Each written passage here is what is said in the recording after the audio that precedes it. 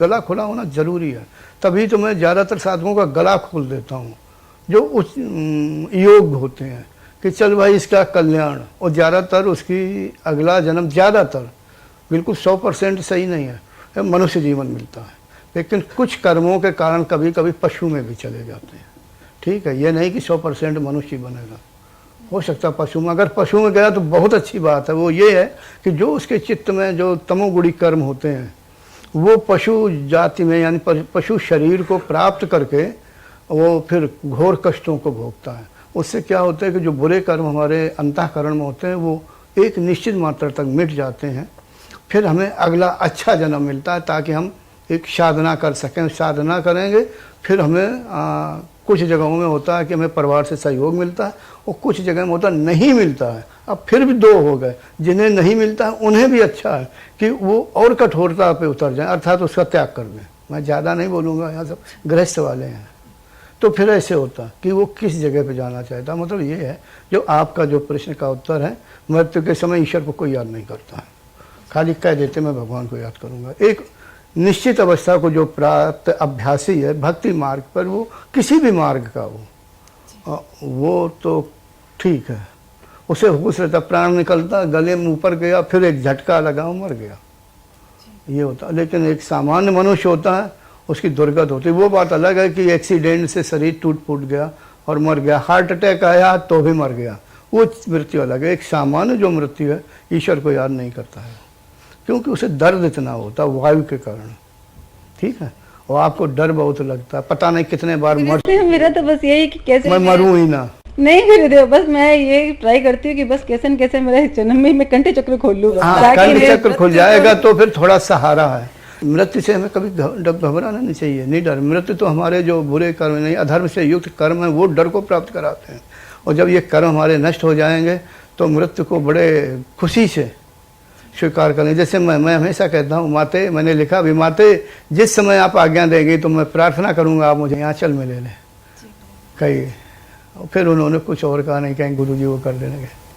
नहीं पुत्र, बिना आपकी आज्ञा को मैं कुछ नहीं कर पाऊँगी। बात भी सही है, पहले तो मैं नहीं जानता था, अब कुछ महीने से तो आप पता लगा, अरे कहीं कुछ नहीं।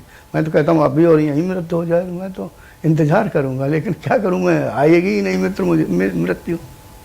मृत्यु एक जन्म से मृत्यु श्रेष्ठ है, क्योंकि मनुष्य को अपने अच्छे कर्मों का भोग करने के लिए, या जो उसने अच्छे कर्म किए, जो भी ईश्वर को प्राप्त करने के लिए उसने परिश्रम किया, ऊपर जाके या मोक्ष के लिए या ऊपर के लोकों में रहने का अवसर मिलेगा। ये क्या, ये संसार अब क्या। गुरुदेव, डर इसलिए लगता है कि ऐसा सुना है ना, मृत्यु के टाइम बहुत दर्द होता है, घोर कष्ट, ये वही जानता, वो मृत्यु जिसको होती है वही बता सकता, लेकिन बताएगा क्या, वो तो बेहोश हो जाता है, वो बता भी नहीं सकता है। बड़ी मुश्किल बात है, यही है। अगर उसे जानकारी होगी तो सभी अच्छे मार्ग पे लग जाएंगे। अभी तो अकड़ देते हैं, अरे क्या है, मैं देख लूँगा तुझे। अरे तुम क्या देखोगे, प्रकृति तो या तुम्हारे कर्म तो तुम्हें ही देख लेंगे सब तरह से। ठीक है, डर छोड़ दो, मृत्यु के सोचने लगो, कह दो प्रभु जब मर्जी हो बुला लो, हम तैयार हैं। मैं तो गुरुदेव हमेशा आपको अपने साथ पाती हूँ, तो मतलब डर तो गुरुदेव नहीं मिलेंगे, गुरुदेव पहले चले जाएंगे। गुरुदेव आपने कहा था एक वीडियो में कि आप तो हमारे साथ ही रहते हैं हमेशा, तो वो मैं श्रद्धा की वजह से अनुभूति। देखो अपनी अपनी श्रद्धा होती है।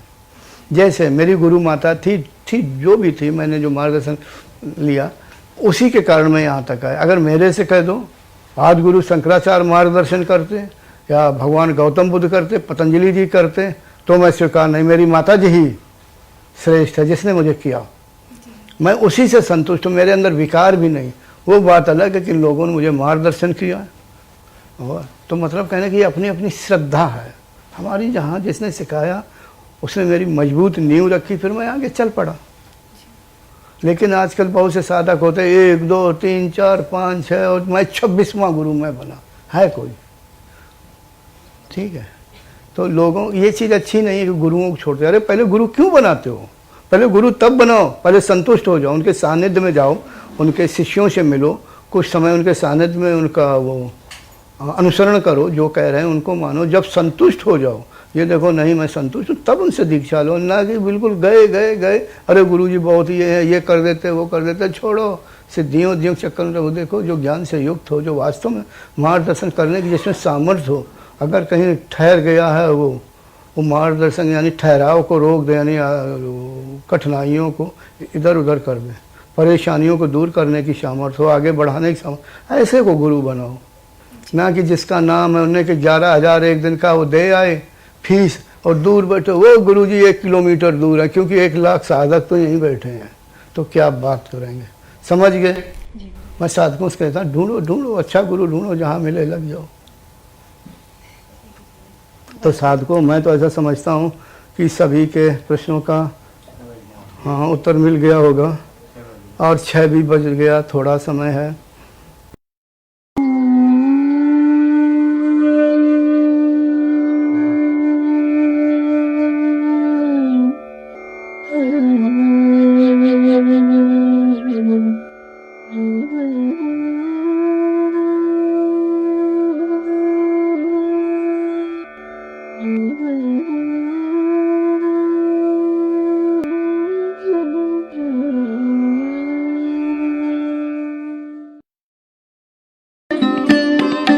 Thanks for watching. Remember to like, comment and subscribe.